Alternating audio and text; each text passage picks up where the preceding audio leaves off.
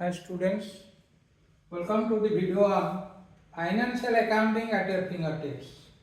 In this video, we are discussing on partnership account, dissolution, insolvency and piecemeal distribution. So what are the glimpse of the topic now? First is introduction, the reasons for dissolution of partnership are, then difference between dissolution of partnership and dissolution of firms, then modes of dissolution of firm, then accounting treatment or settlement of accounts on dissolution of firm. So first introduction. Under introduction, first you should know what is dissolution. So dissolution means to wind up or close down. When business relations among the partners in a partnership comes to an end, it is known as dissolution of partnership. When one or more partners take decision to close the partnership firm, it is known as dissolution of partnership firm. When all partners decide to discontinue from partnership firm, it results into dissolution of partnership. In short, dissolution of partnership may not include dissolution of firm, but dissolution of firm means dissolution of partnership. So what are the reasons for dissolution of partnership firm? First, by voluntary act of partners themselves. Second, when the period or duration of partnership is expired. Third, partnership can be dissolved after the completion of specific venture. Suppose it is meant for a particular project. After completion project, partnership firm comes to an end. That is venture for which it was formed. Then insolvency of all partners. When all partners become insolvent, bankrupt, or all except one partner become insolvent, it results into dissolution. Because you know that partnership is the relationship between two or more persons who have agreed to share the profits of a business carried on by all or any of them acting for all. Then illegal or unlawful business activity results into dissolution. Then partnership at will can be dissolved by giving notice of 14 days. So 14 days notice is to be given if partnership is at will to dissolve the partnership firm. Then what are the distinctions between dissolution of partnership and dissolution firm? First meaning we already discussed. In case of dissolution firm means dissolution of relationship between the partner, but the business is not terminated and a firm continuing its business. It terminates the relationship among the or between the partner, so it is known as dissolution of partnership. So dissolution of firm means dissolution of partnership of all partners of the firm along with winding up of the business of the entire firm. So business of the firm is closed, that is dissolution of firm. Second, books of accounts. In case of dissolution of partnership, books of account may not be closed, but in case of dissolution of firm, books of account are to be closed. Nature. So dissolution of partnership is voluntary and dissolved by mutual agreement through the process of reconstitution without the intervention of court.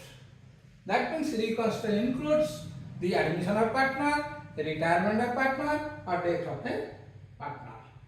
That is known as dissolution of partnership. Then dissolution of firm may be both voluntarily and compulsorily. A firm can also be dissolved by court order. Then settlement of assets and liabilities. So assets and liabilities are valued, revalued, and new balance sheet is drawn. That is settlement of asset liability. But in case of dissolution of firm, assets are sold and realized and liabilities are paid as per the priority. Then economic relationship. Such relationship may remain or changes as the case may be, but in case of dissolving spark, such relationship between the partner comes to an end or closed. Finally, determination of profits and losses. So, in case of dissolution of partnership, a re-evaluation is prepared to determine the profit and loss on re-evaluation. But in case of dissolution of fund, relation account is prepared and profit loss on relation is determined. This is all about the difference. Then now we will discuss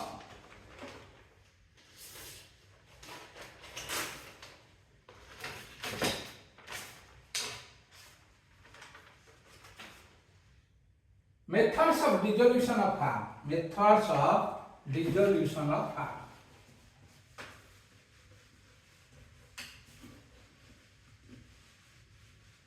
There are various methods of dissolution of firm.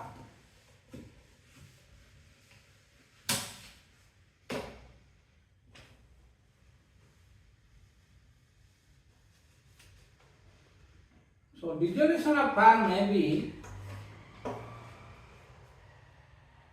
dissolution by agreement. This is dissolution of firm.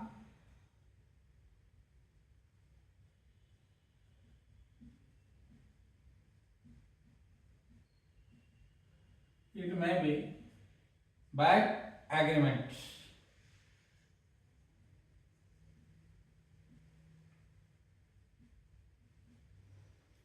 So a firm is dissolved when all the partners agree that it should be dissolved. Then dissolution on happening of contingencies. On happening of contingencies. It may be expiry of term or duration of the firm, expiry of term or duration of firm.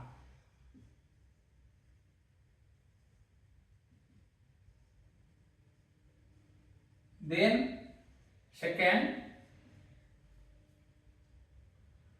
completion of the adventure for which firm was constituted. That is, the venture is completed. Completion of venture or project. Completion of venture or adventure.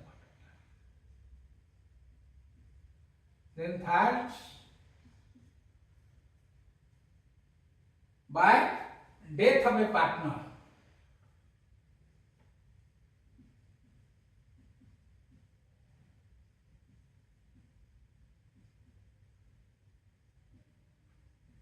Then by adjudication of a partner as insolvent. By adjudication of a partner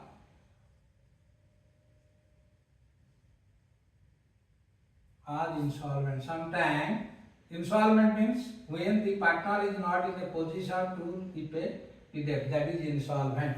So in case of insolvent, the partners may on his behalf intimate that his insolvency or other partner will detect his insolvent. So this is on happening of contingency. Then third one is by dissolution by notice of partnership at will. Notice of partnership at will. When there is partnership at will, all partner by giving notice can dissolve firm. Giving notice to other partner his intention to dissolve the partnership firm can be dissolved. Then compulsory dissolution or dissolution of operation of law. Compulsory dissolution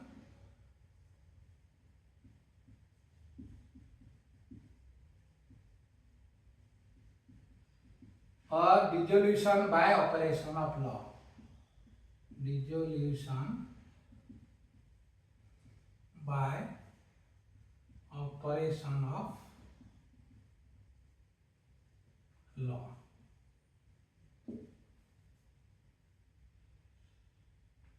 That means when all partners except one become insolvent, because when all partners except one insolvent, the minimum number of partners is required is 2. When it is 1, then it is automatically dissolved. When business becomes illegal, business become illegal. They are running a illegal business. Then the partnership will be dissolved. Or when number of partners exceeds the limit. Suppose now it is for non-banking it is 100. If it exceeds the limit, that is suppose here 100. Previously in banking business it was 10, non-banking it was 20. Now it is announced to 100. Then fifth one is dissolution by court. Finally, dissolution may be due to interference of court. Dissolution by court. Sometimes, at the suit of a partner, court may order dissolution of firm. At the suit of a partner, one partner will file a suit of a partner. Court may order dissolution of firm. Court may order dissolution of firm. Dissolution of firm. So, dissolution by court. When a partner becomes of unsound mind, that means he is not in normal mind, unsound. When a partner suffers from permanent incapability, or he lost his memory and becomes incapable of performing his duties as a partner. Third, when a partner is guilty of misconduct affecting the business of the firm, he is found guilty by certain, suppose court or any judicial authority.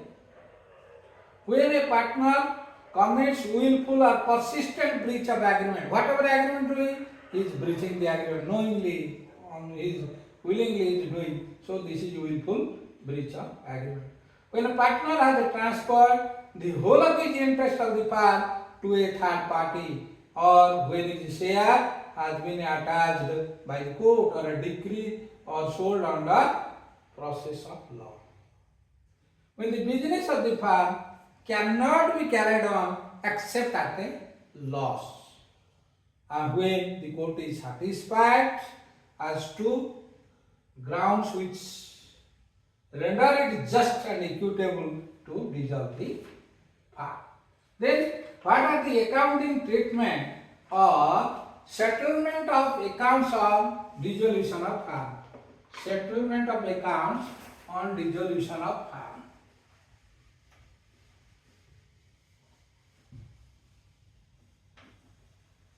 How to settle the accounts on dissolution of firm?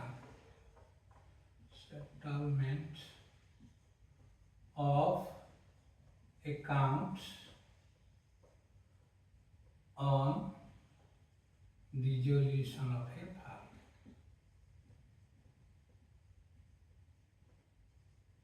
All of you know the assets of the firm are realized. So when a firm is dissolved, all assets are realized and the proceeds from the asset sold are to be paid for the liability of the partnership firm. According to Indian Partnership Act 1932, Section 48, the liabilities are paid as per order given below. So, first assets are disposed of or sold. Are disposed of or sold. Then proceeds will be utilized. Proceeds will be utilized on repayment of liability, on repayment of liabilities as below. as below. First, the expenses on realization will be paid first. That is, realization expenses to be paid first. First, realization expenses.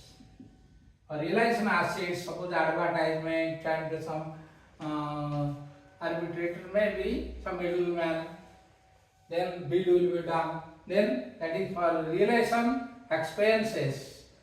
It will be first made out of sales proceeds of asset, realization expenses. Then outside liability, that is third party.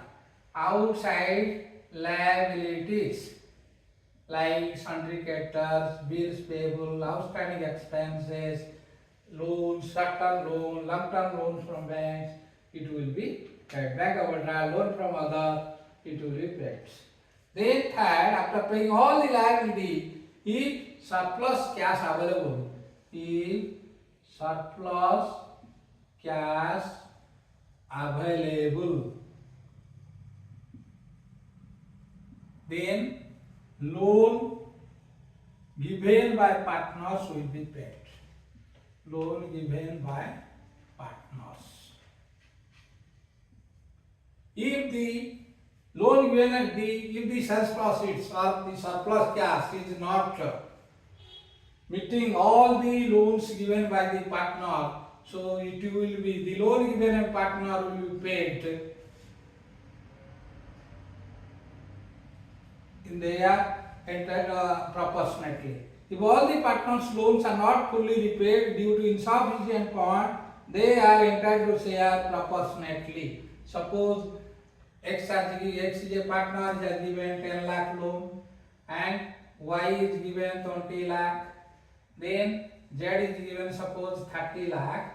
Then the surplus will be distributed in the ratio 1:2:3. If still after meeting the loans given by partner, if any surplus exists, that means surplus cash available, it should be distributed to partners' capital in the profit sharing ratio. Finally, partners' capital in the profit sharing ratio.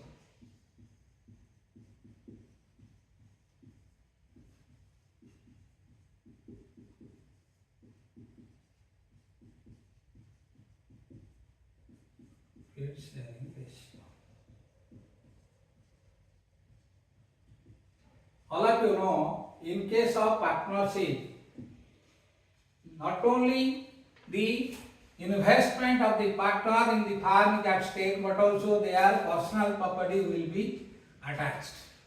So, in case of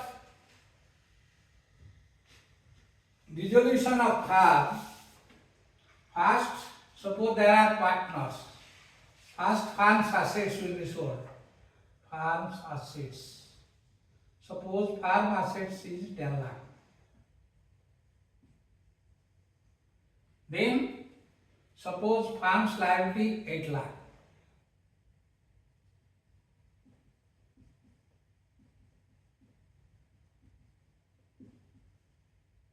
Firm's liability suppose 8 lakh.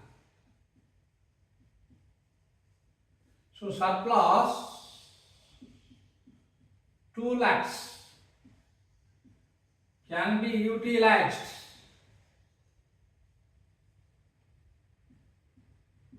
in paying the deficit of partners